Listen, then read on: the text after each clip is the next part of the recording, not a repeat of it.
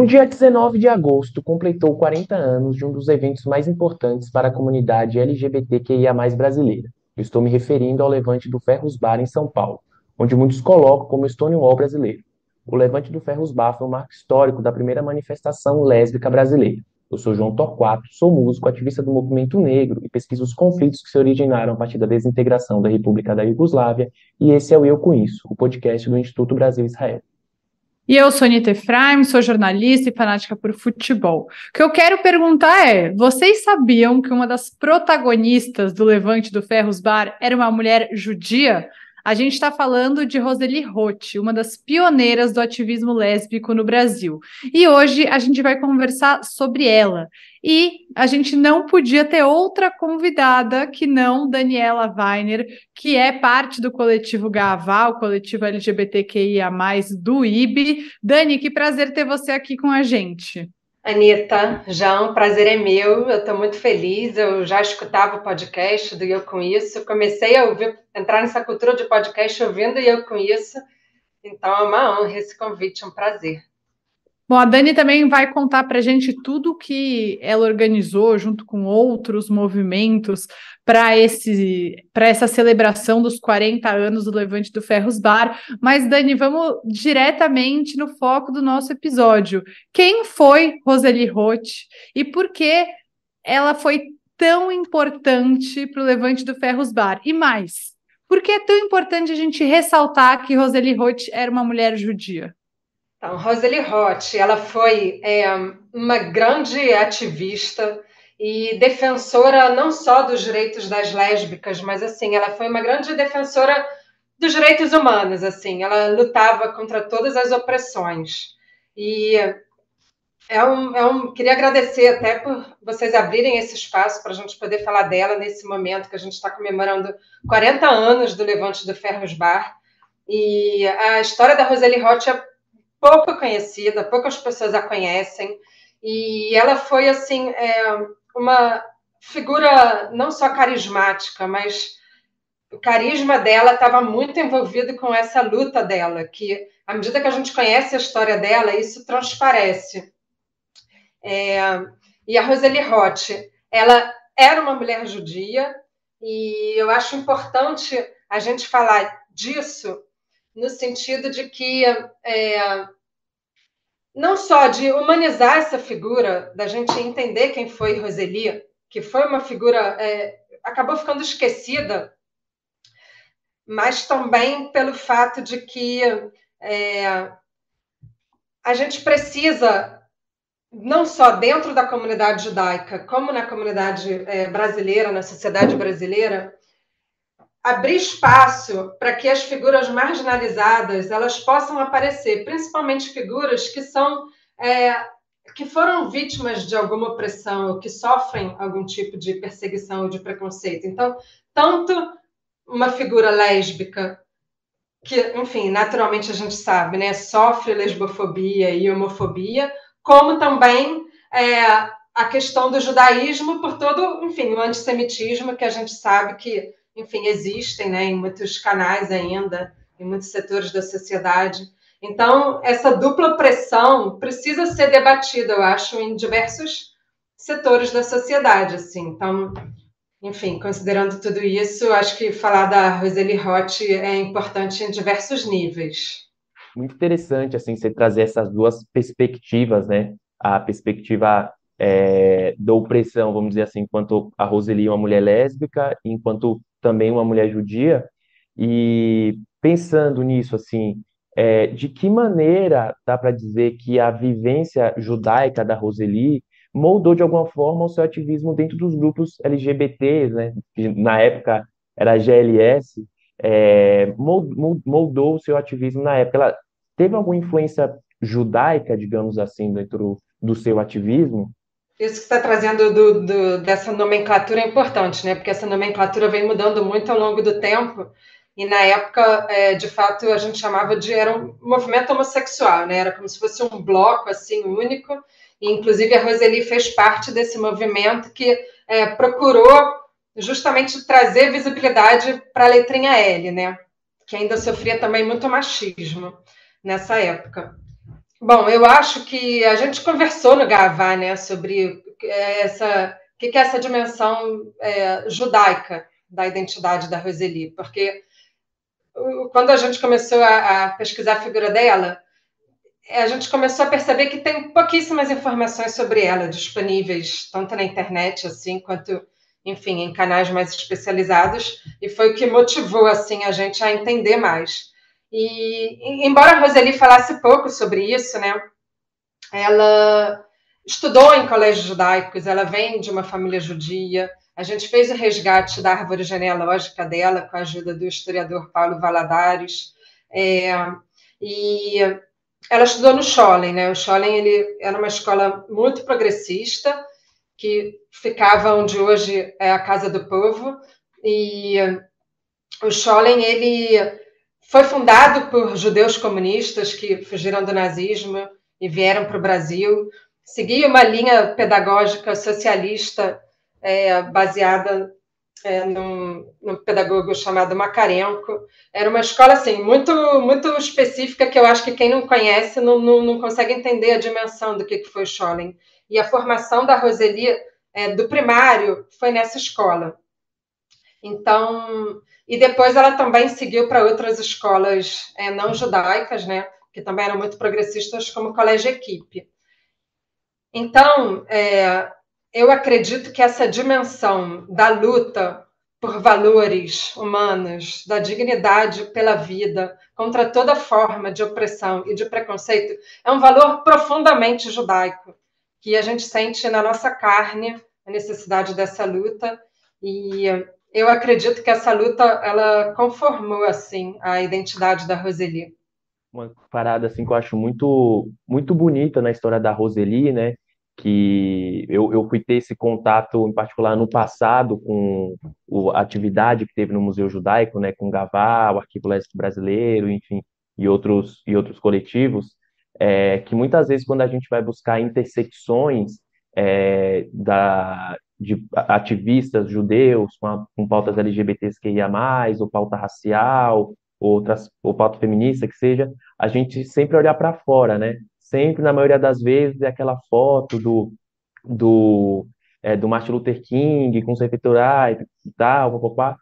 E olhar aqui no Brasil e ver que a gente tem ativistas aqui também, teve, né, no caso da Roseli, eu acho muito importante a gente levantar essa história e olhar para cá também e ver que a gente tem muita gente boa aqui. E eu acho que isso foi dentro da história da Roseli, assim, isso me tocou bastante, sabe? E abriu minha cabeça para essa perspectiva, para, dentro das nossas lutas, olhar aqui para o Brasil também. Desculpa, Anitta.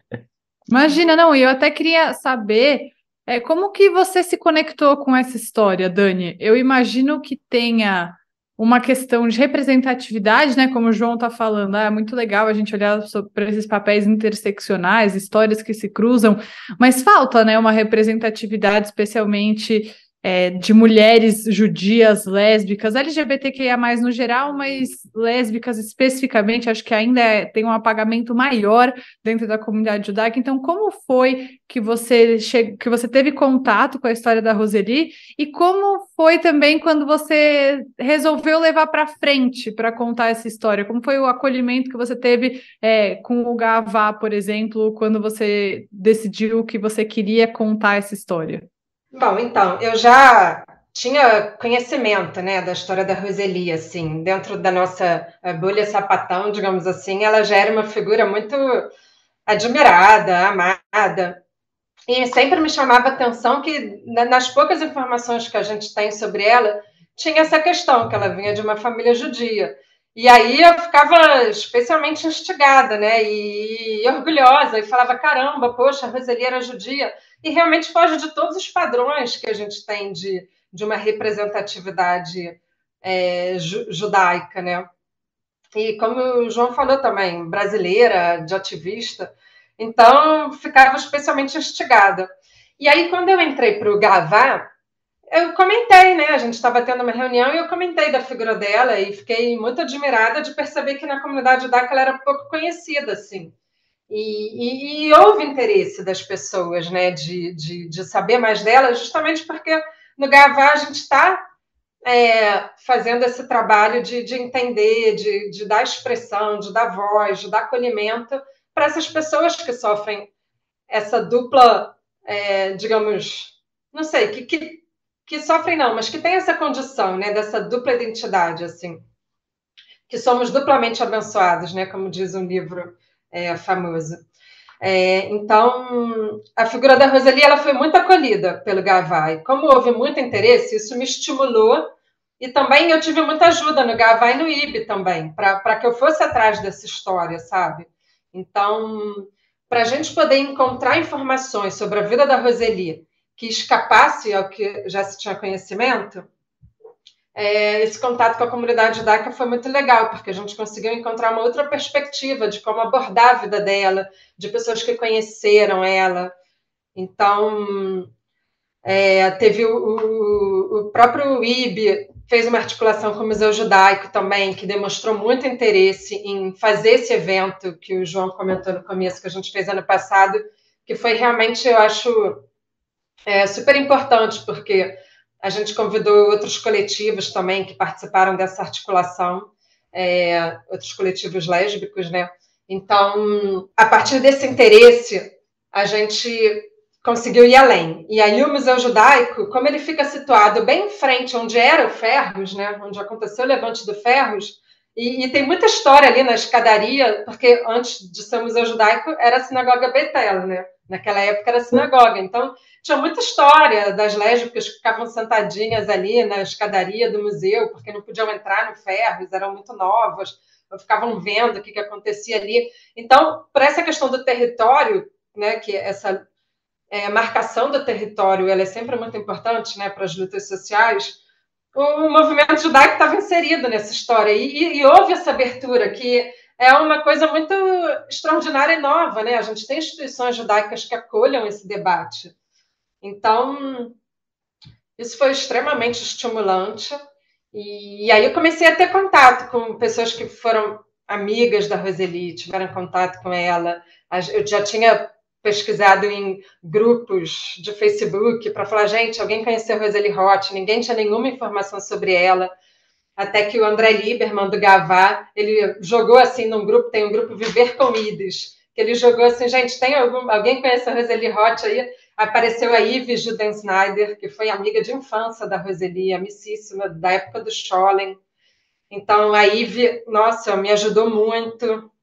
A gente conversou muito sobre a Roseli, me apresentou muitas pessoas que tiveram contato com a Roseli. Então, conversei com muita gente que, poxa, me deu relatos, né, para a gente constituir essa memória e humanizar essa figura, porque eu sempre me lembrava dessa questão que para a gente é tão forte do Yad Vashem, que a gente tem que dar um nome, né, a gente tem que personalizar cada uma daquelas figuras. Então, foi sempre também pensando nisso que eu falei, poxa, a gente precisa humanizar essa figura da Roseli, entender quem ela foi. Então, a partir daí aconteceu muita coisa, assim, a Ivy me contou muita coisa, a gente passeou em São Paulo de carro, a Ivy foi me levando de carro pelos lugares que ela e a Roseli passeavam. Posso até contar algumas histórias da Roseli também, que a Ivy me contou, que acho que ilustram essa figura de quem foi a Roseli Roth, né? Que eu não sei se na primeira pergunta assim, eu já consegui fazer esse retrato dela, mas assim, se vocês quiserem saber algumas dessas histórias, também vou adorar contar aqui Conta para um aí, vocês. Dani. Você acha que marca, Então, assim, o que mais te tocou? sim, então tá, eu vou contar. São duas histórias dessa época de infância e pré-adolescência da Roseli, dessa época que a Roseli estava estudando no Scholem, que para mim ilustram essa figura. Numa delas, a Ivy conta que a Roseli ela não era assim uma pessoa muito enturmada, não era uma pessoa muito popular, assim, ela era muito introspectiva, ela era uma pessoa muito questionadora, muito fechada. Então, a Ivy era, digamos assim, a única amiga da Roseli. Nessa época também, a mãe da Roseli estava muito doente, e veio a falecer, inclusive, quando a Roseli tinha 12 anos de idade. E a Ivy e a Roseli costumavam ficar sentadinhas ali na escada do Scholem antes da aula começar. E era um momento só das duas. E aí depois elas pegavam e davam uma volta ali naquele quarteirão, ali no Bom Retiro, né, naquele quarteirão que hoje é a Casa do Povo. E ficavam conversando, e aí teve um momento que elas já estavam, digamos assim, começando a ficar mocinhas, que a Ivy começou a usar um sapato, que na época era o famoso sapato Vulcabras, que tinha salto. Então, isso começou a atrapalhar a caminhada delas, porque a Ivy já não conseguia andar direito. E a Rosalie ficou extremamente incomodada com aquilo e falou para a Ivy, né? Poxa, Ivy, você não precisa ceder às opressões da sociedade, você não precisa se vestir do jeito que a sua mãe quer, você não precisa agora deixar de curtir as coisas que você gosta por causa dessas imposições sociais. E a Ivy conta isso, né? Assim, como uma memória que já reflete o que era a cabeça da Rosalie, assim, muito antes dela virar essa ativista famosa que já defendia os direitos das mulheres e das lésbicas. E aí o outro episódio que a Ivy conta também é que elas combinaram de ir no cinema. E aí, quando chegou no cinema, a Rosalie tinha levado um amigo que estava usando muletas. E aí, quando elas chegaram no cinema, tinha uma escada grande, que era difícil para o amigo dela subir. Então, a Rosalie começou a organizar as pessoas do cinema, a mobilizar as pessoas para ajudarem o amigo dela que estava de muletas. E a Ivy também vendo aquilo, ela virou para a Rosalie assim, espantada, e falou, poxa, Rosalie, a gente não consegue nem ir no cinema, você tem que transformar tudo em ato. E a Rosalie ficou olhando assim para a Ivy espantada, né? Tipo, o que você quer dizer com isso, poxa? Eu só estou querendo ajudar meu amigo, assim. Então, acho que são duas histórias bonitas, assim, que mostram como essa luta já estava presente, assim, na Rosalie. Sim, muito legal, adorei. Eu, inclusive, consigo. É muito legal você ver que isso já estava nela na época do colégio judaico, né? Porque você falou que depois ela foi para outros colégios, mas como você vê que a educação judaica já estava ali desde o começo, né? Tudo bem, era o Sholem, que infelizmente não existe mais, mas ainda assim é algo que dá um orgulho, né, Dani, que você vê uma identificação desse setor da comunidade mais progressista que muitas vezes é muito apagado, né? E antes da gente falar exatamente do Levante do Ferros, que a gente já citou algumas vezes, e talvez algumas pessoas não saibam o que foi, você podia contar um pouco para a gente como que era essa cena LGBTQIA+, na década de 1980, e qual era o lugar da Rosalie dentro desse ativismo? Tinha alguma perseguição, porque era a época do regime militar, por exemplo? Onde que ela se posicionava? Sim, então é muito importante entender isso, né? Que era esse momento da ditadura e que o Brasil estava passando por um momento de redemocratização, a ditadura estava brandando ali no final dos anos 70, enfim, com a lei da com a revogação do AI-5. E até esse momento, todos os movimentos de esquerda se concentravam muito em combater o regime militar. Então, qualquer pauta que desviasse disso, como o feminismo ou a questão LGBTQIA+, era absolutamente abafada. Havia muito machismo e havia muita homofobia nesses movimentos. Então, quando começa a abrandar o regime militar, acontece uma explosão de movimentos sociais. Assim, a esquerda, digamos assim, começa a se reorganizar, e aí começam a surgir esses grupos que a princípio, sofriam muita estigmatização e muito preconceito dentro dos movimentos de esquerda mais ortodoxos, começam a trazer essas pautas novas. Então, é quando o movimento homossexual brasileiro, como se denominava na época, o MHB, começou a se organizar. Então, surgiu esse que é considerado um dos primeiros grupos gays, que foi o Grupo Somos, ali, acho que é final dos anos 70, ali, 79, 80, e aí, dentro desse Grupo Somos, surgiu o embrião do LF, que foi o grupo lésbico feminista, quando as lésbicas começaram a se organizar lá dentro, até o momento que elas entendem que elas sofriam muito preconceito dentro do Somos, muito machismo, e elas, então, se separam do Somos e criam, então, o LF se torna autônomo, né? Então, elas começam, de fato, a criar um movimento lésbico autônomo. Nesse momento, a Rosalie ainda não fazia parte do LF, mas ela já estava na universidade, ela estava cursando filosofia na PUC, ela já lia sobre o que estava acontecendo no jornal Lampião da Esquina, que surgiu ali também em 79, e já sabia da existência da LF. Em 81, ela escreve 2 cartas pedindo para entrar no LF, e já falando que já estava articulando grupos na PUC para debater esse tema, que ela tinha muito interesse, que ela queria entrar.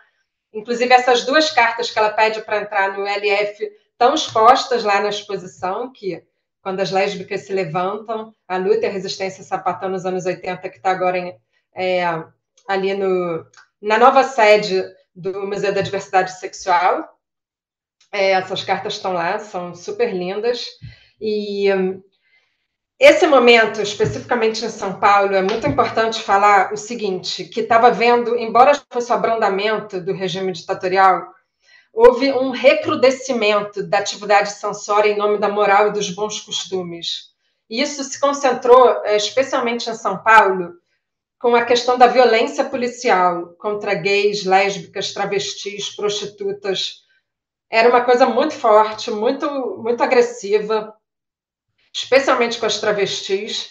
E quando o Maluf ele se tornou governador em São Paulo, que foi ali, acho que de 79 a 82, mais ou menos, ele colocou à frente da polícia uma figura tenebrosa, que era José Wilson Richetti, que ele tocava terror ali em toda essa cena.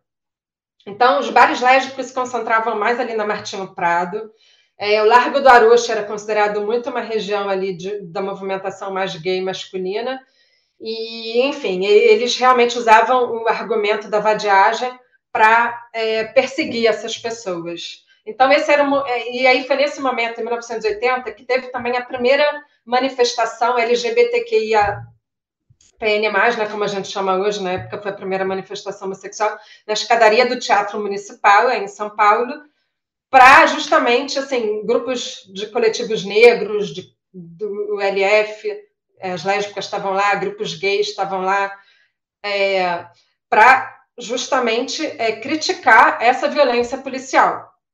A Roseli, ela não participou desse momento, porque ela só entrou para o LF em 1981, que foi quando o LF, então, ela foi uma das fundadoras do GALF. O GALF é que se tornou esse grande coletivo que teve uma duração longa, que produziu o jornal Pichana com Chana, que, enfim, a gente, não sei, acho que vai falar daqui a pouco também. Então, o cenário era mais ou menos esse. Só queria fazer uma observação que, assim, a gente está falando de São Paulo, mas, assim, houve movimentos de resistência LGBTQIAPN+, em todos os lugares do Brasil. Mas a gente tem poucos registros, então se torna muito difícil contar essa história.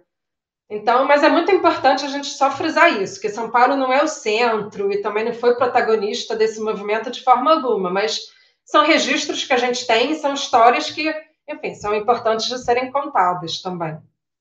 Igual você falou, né, Dani? Era um momento ali de um turbilhão de situações políticas no Brasil e que às vezes fica muito centrado aqui em São Paulo, mas é sempre bom destacar que em outros locais, no Rio, no Nordeste, no Sul, tinha manifestações também, algumas de áreas mais específicas, mas é importante a gente destacar que era um fenômeno nacional, né? E, Dani, a gente falou aqui do Ferros, do Levante e tal, e para contextualizar quem está nos ouvindo, o que foi o Levante do Ferros Bar, qual a importância desse evento histórico e por que é quase impossível falar da Roseli sem falar do Levante do Ferros Bar? O Levante do Ferros Bar, ele foi assim, realmente foi um marco, como você falou lá no começo, né, para a história do movimento LGBTQIAPN+, brasileiro. E o que aconteceu foi o seguinte, dentro de todo esse contexto de perseguição policial e de violência, de agressão, a repressão contra as lésbicas, ela acontecia de maneira difusa, assim, em todas as escalas da sociedade. Tanto na imprensa, a maneira como elas eram abordadas, como, enfim, tinha repressão policial, tanto na esfera familiar, na esfera profissional, elas eram obrigadas a viver em guetos, escondidas. Então, o Galf, ele começou a produzir um periódico lésbico chamado Xana com Xana, que tinha uma importância, assim, é importante entender essa dimensão do Xana com Xana, que dá também a dimensão do que foi o Levante do Ferros. Porque foi um dos primeiros canais onde as lésbicas puderam expressar a visão delas da lesbianidade e não abordar só a questão da lesbianidade, diversos assuntos que tinham importância para o país também. Então, o Xana com Xana, ele tinha uma periodicidade, ele era editado de maneira regular, ele era vendido em todos os bares do gueto lésbico, tinham também assinantes, até internacionais, porque elas tinham articulação com movimentos e coletivos fora do Brasil também. E a Marisa Fernandes, que é uma ativista muito importante, que fez parte do LF também, da fundação desse movimento lésbico, ela falou: o Xana com Xana, ele tirava as pessoas das mãos dadas com a morte. Entendeu? Quando as lésbicas tinham acesso a esse material. Era um coletivo muito sério, né? Elas eram muito focadas nisso, em vender o Xana com Xana. Elas frequentavam muito o Ferros Bar, que era um bar que durante o dia tinha uma frequência múltipla e à noite tinha uma frequência quase que exclusivamente lésbica. E elas começaram a sofrer muitas violências dos donos e do porteiro e do segurança, que estavam começando já a ficarem agressivos com ela, até que no dia 23 de julho eles resolveram concretizar a expulsão delas do bar, dessas militantes do Galf. E aí ele chamou a polícia, e o que aconteceu é que, diferente das outras vezes, a polícia nesse dia falou assim: olha, a gente não quer interferir, todo mundo tem seus direitos, a gente vai ficar imparcial, e foram embora. E aí, elas, percebendo isso, teve um debate intenso, e elas pensaram assim: bom, dessa vez a polícia ficou do nosso lado, mas não quer dizer que das próximas vezes vai ficar. Então, ao invés da gente ficar na defensiva, a gente vamos ser ofensivas, né? Foi quando elas organizaram o levante para o dia 19 de agosto. Teve um episódio também que foi importante, que tinha acontecido antes, que foi chamado de Operação Sapatão, que eu acabei não citando, mas que tinha sido um episódio de violência policial especificamente contra as lésbicas nesses bares da Martinho Prado. Então, já tinha um histórico, né, de perseguição. Então, elas falaram: a gente quer garantir, a gente quer firmar o nosso direito de estar aqui e de vender o boletim Xana com Xana, que tinha sido proibido de ser vendido lá, sendo que se vendia de tudo lá naquela época.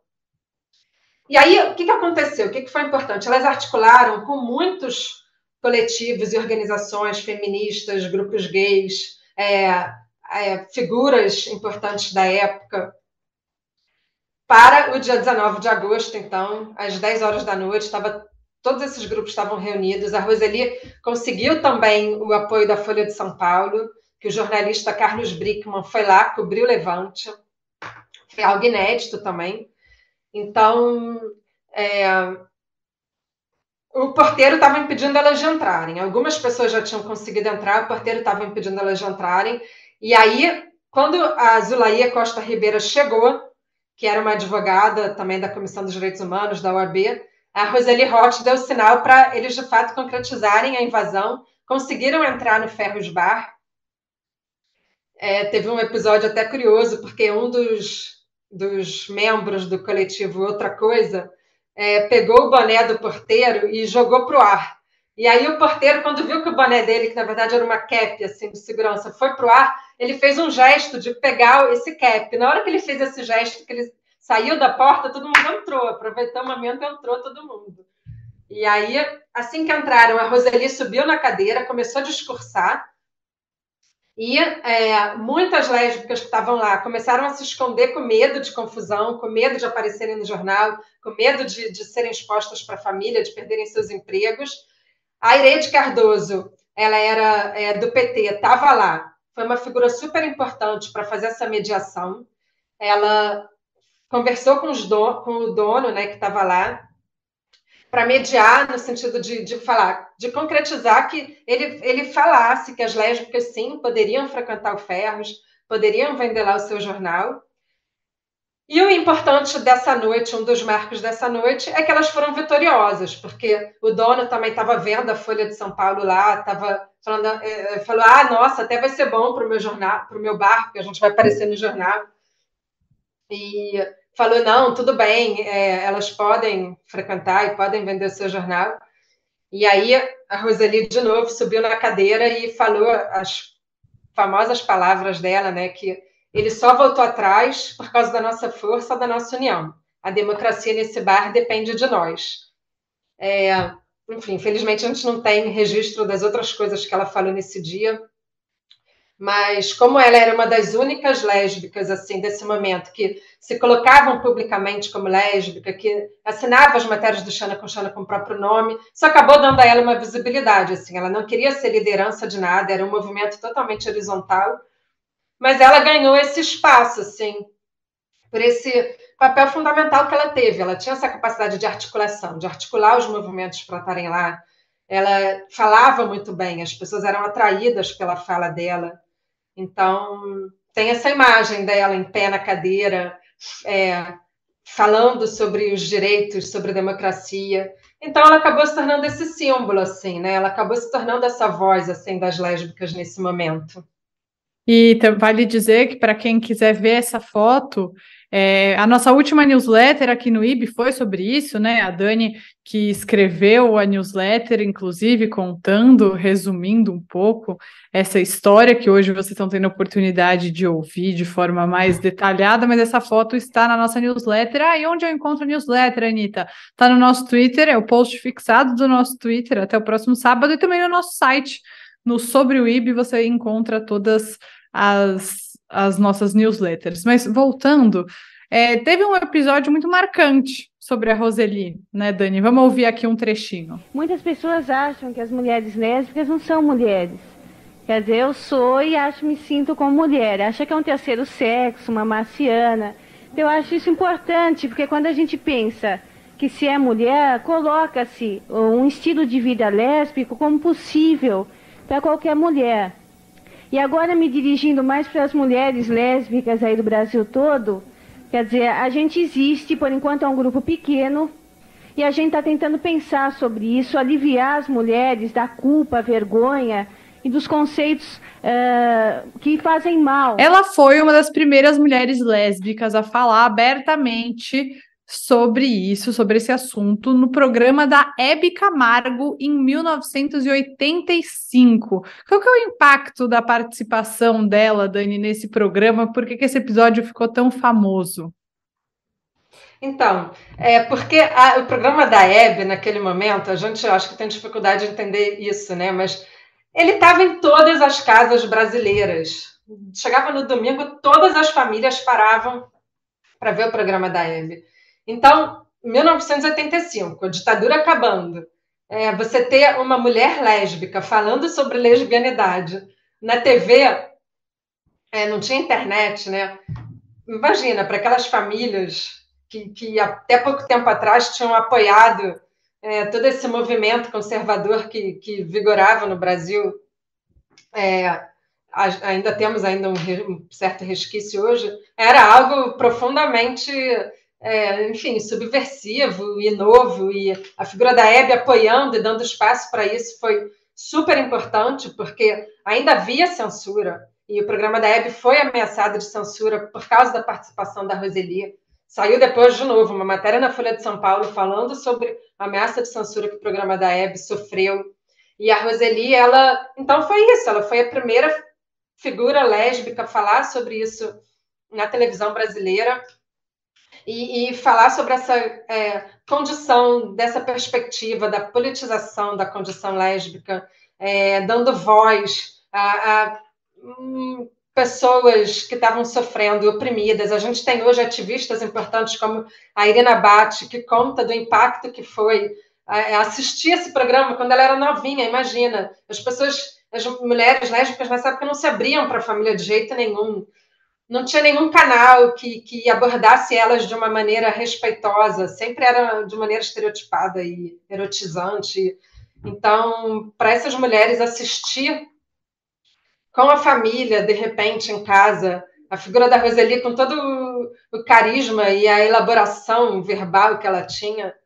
E ela foi atacada nesse programa, tinha uma mãe extremamente lesbofóbica nesse programa e exaltada, e a Roseli foi tão fina e tão elegante, não entrou na briga e se colocou com, assim, com uma naturalidade, sabe? Eu acho que o que mais impressiona é isso, a naturalidade dela de falar sobre o tema. E quem quiser assistir, a gente vai deixar aqui na descrição do episódio para as pessoas poderem assistir o trecho que a gente tem disponibilizado. Vale muito a pena assistir. Dani, voltando ao Levante do Ferros, né, tem muitas pessoas que fazem a comparação do Levante do Ferros com a revolta de Stonewall, que aconteceu em Nova York, em 1969. Você acha que vale essa comparação, ou você acha que cada um tem o seu lugar, entendendo o contexto da época, o contexto de cada lugar, e é importante respeitar cada evento separadamente? Então, eu acho que essa pergunta é muito importante. É um debate que a gente ainda precisa aprofundar, eu acho, no movimento lésbico também, na sociedade brasileira, porque, de um certo modo, é uma chave rápida para se compreender a importância e a dimensão do Levante do Ferros, porque a gente sabe qual foi a importância e a dimensão do Stonewall. E a mídia, de maneira geral, pega e já coloca como Stonewall brasileiro e ponto, né? E aí já chama a primeira atenção, porque, bom, foi um Stonewall brasileiro, mas foi protagonizado por lésbicas, então já traz aí um diferencial gigantesco.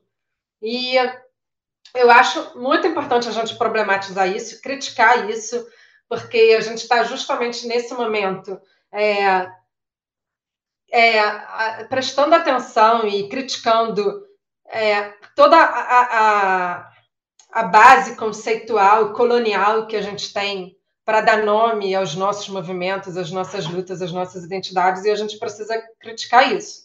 Então, não deixa de ser extremamente colonialista a gente usar um movimento que aconteceu nos Estados Unidos para tentar entender algo que aconteceu aqui, que teve especificidades próprias, que teve uma riqueza própria, teve uma ousadia, teve um vigor, teve uma capacidade de reverberação única, dentro de todo um histórico que é o histórico do que foi o nosso movimento LGBTQIA+, aqui no Brasil. Que a gente tem pouco conhecimento dessa história, é uma história lindíssima, que inclusive também aproveita aqui para criticar as pessoas que dizem poxa, o movimento aqui está muito atrasado, ou poxa, em outros países há muito tempo que já temos certos direitos, e eu não gosto de ver também a gente estar atrasado aqui, porque as nossas lutas são tantas, né? A gente tem, enfim, tantas pautas aqui no Brasil que a gente precisa melhorar, e a história desse movimento é tão apaixonante, é feito por figuras tão bonitas, e é uma luta tão difícil, visceral, que envolve sangue e envolve amor, que então eu acho que é muito importante a gente conseguir pautar a partir da nossa própria história. O que foi o Levante do Ferros Bar? Só um parênteses, eu vejo muito essa comparação também, Dani, com o movimento negro, né? Tem muitas pessoas que falam, mas nos Estados Unidos, o movimento negro, não sei o quê, aqui no Brasil, e esquece que desde o século XVII, né, dos anos 1600, que teve a revolta dos Palmares, e que a gente também não está atrasado, não, sabe? Teve revolta, só que os processos em cada país têm a sua característica, né? Exatamente isso. Acho que a gente não tocou até agora nesse assunto, mas imagino que várias pessoas estejam se perguntando, mas o que aconteceu com a Roseli, né? Então, antes de fazer a última pergunta, eu vou ler o que está escrito na Wikipédia, Dani, e eu não sei se foi você a responsável por isso também, ela está fazendo que não com a cabeça, mas aí você diz se está certo ou não, tá? Se foi isso mesmo ou não. Mas está escrito que ela morreu muito cedo, tá? Muito jovem, com 31 anos ela se matou, cometeu suicídio, e o que diz na Wikipédia na fase final da sua vida, a ativista passou a sofrer profundas crises psicológicas derivadas da esquizofrenia, cometendo suicídio. É isso que a gente sabe, efetivamente, sobre o fim da vida da Roseli? Então, como a gente está também chegando ao fim, a gente está falando aqui do que aconteceu com a Roseli, queria só antes falar uma coisa importante também, que depois do programa da Hebe, a partir do momento que se instaura a Assembleia Constituinte, em 85, a Roseli teve um papel muito importante nesse debate também da Constituinte. Eu acho importante marcar isso também, porque ela fez muitas coisas, assim, ela foi muito atuante. E, bom, entrando aqui um pouco no que foi esse momento, né, da vida dela. Nesse momento, os diagnósticos, eles eram muito difíceis de serem dados, os tratamentos ainda estavam muito, enfim, no começo das suas descobertas, digamos assim, da melhor forma de se abordar esses problemas, né, de saúde mental. Então, a Roseli, de fato, ela se matou quando ela tinha acabado de completar 31 anos. Então, é muito, assim, como as circunstâncias, às vezes, elas são curiosas, tenebrosas também, mas esse mês de agosto, olha, a gente está em 28 de agosto. Ontem, dia 27 de agosto, foi o aniversário de morte da Roseli. Ela morreu em 27 de agosto de 1990. Então, do dia 19 ao dia 27 de agosto, concentram-se as 3 datas, digamos assim, mais importantes da vida da Roseli. Porque ela nasceu em 21 de agosto, o Levante do Ferros foi no dia 19 de agosto, e ela morreu no dia 27 de agosto, logo depois de completar 31 anos. A partir de 1985, ela começou a apresentar uma estabilidade emocional muito grande, que, enfim, existem várias especulações sobre quais podem ter sido as causas, né, ou a causa dessa instabilidade emocional. E passou por algumas internações psiquiátricas. Isso acabou também, ela começou a se tornar uma pessoa... Enfim, era mais difícil, né? O convívio com ela era difícil entender como realizar esse tratamento. Ela acabou vindo para o Rio, ela morava em São Paulo, né? Ela acabou vindo para o Rio, morar possivelmente com uma amiga ou uma namorada, aqui no Rio, em Madureira, e culminou que foi isso. Em 27 de agosto, ela se jogou da janela desse apartamento da Vera, em Madureira, e teve um episódio também que é muito triste, que eu acho que revela a crueldade, né, desse momento, que apareceu no jornal, acho que era o Jornal da Tarde, se não me engano, uma matéria falando da morte dela, mas uma matéria horrível, porque primeiro mostra a foto dela caída no chão, ensanguentada, e com uma manchete assim: sapatão se joga do 6º andar e deixa a mulher vendo TV na sala. Uma coisa assim. É uma coisa assim, escabrosa, né? Mas então foi isso, assim, e acabou ficando, acho que por conta disso, por serem circunstâncias muito ainda obscuras, por ter sido muito pesado, foi uma perda para o movimento lésbico, assim, as lésbicas desse momento se uniram para fazer homenagens, para saudar essa memória, né? Mas isso acabou levando também a um esquecimento muito grande da figura da Roseli, sabe? Então acho que agora... Muitos tabus, né, Dani? Uma soma de muitos tabus. E o que torna ainda mais importante esse resgate no qual você tem trabalhado. Não vou aqui ser humilde com você, não vou deixar você ser humilde, no qual você tem sido protagonista, né, em resgatar e resguardar a memória dela, porque são muitos tabus juntos, mas eu tive que perguntar, porque eu achei que a essa altura alguém ia estar perguntando, mas o que aconteceu com ela? Mas o que aconteceu com ela? Mas é muito bom que isso seja só uma passagem da vida da Roseli, né? E não o central da história dela, porque como você falou, ela fez muita coisa, mesmo tão jovem. Exatamente. Eu acho super importante a gente não valorizar demais, né? Até porque isso é uma coisa que muitas vezes as mulheres artistas suicidas são muito marcadas por ela se suicidou, como se isso fosse uma chave para compreender a figura, e não é, porque a Roseli, ela era uma pessoa extremamente apaixonada pela vida, extremamente atuante, extremamente inteligente. Nesse momento, ela estava fazendo mestrado na Unicamp, mestrado que falava sobre os papéis de gênero, e como eu falei, ela teve um papel tão fundamental e politizado, como a gente estava falando lá no começo, né, que a gente precisa dessas referências judias e engajadas, e dessas referências também brasileiras, ativistas. Em outubro de 1986, a Roseli ela organizou, dentro do GALF, né, um debate dentro desse contexto da Constituinte, o debate que se chamava homossexualidade, feminismo, racismo, ecologia e rádios piratas na Constituinte. Então, olha como já era muito antenada e visionária, né, quase, porque ela já lutava para que se inserisse na Constituição um item contra a homofobia. Então, participou desse debate as candidatas a deputada federal do PT, PMDB e PDT, como a Irede Cardoso, Rosalina Santa Cruz e a Cassandra Rios, mediado pela Roseli. Então, é isso, né? Através dessa luta lésbica, de se colocar como lésbica, lutar contra a opressão em todos os níveis da sociedade e com uma valorização muito grande dos movimentos sociais, que era uma pauta muito importante para a Roseli e para o Galf, que as ativistas do Galf não podiam ser filiadas a partidos, porque elas entendiam os movimentos sociais como verdadeiras ferramentas de luta, de transformação social. Então, ela, inclusive, criticava a ausência desses movimentos sociais na Assembleia Constituinte, a falta de representatividade.